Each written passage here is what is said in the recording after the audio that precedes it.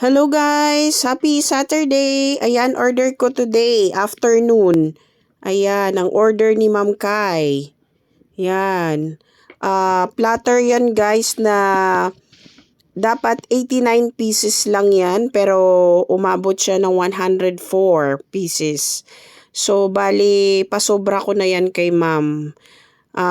Crab roll salad din, dapat 71 lang yan pero umabot siya ng 76 pieces.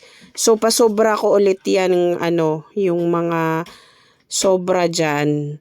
So pag kayo ang umorder sa akin guys ng mga platter, hindi talaga yan exact yung pieces niya. Sobra lagi yung mga order sa akin ng mga customer ko. Kaya pag kayo umorder sa akin, sulit na sulit. Yan, second order ko afternoon ay order ni Jerome Abad. Ayan, bound to Dasma yan. Ayan, order niya 34 tubs. Diba? Napakasipag guys. Nagtitinda lang yan sa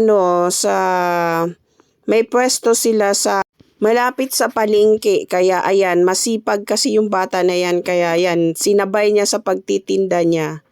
Yan, 'di ba? Hindi na masama 'yan, guys, pag kayo nag-reseller sa akin, especially ngayong Pasko. Malapit na ang Pasko.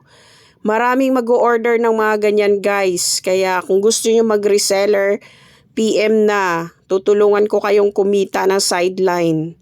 O 'di ba? Hindi masama 'yan, guys. Kikita kayo sa isang araw. Sa 20 tabs na kukunin mo, guys, may kita ka na doon na 600 pesos. So 'di ba?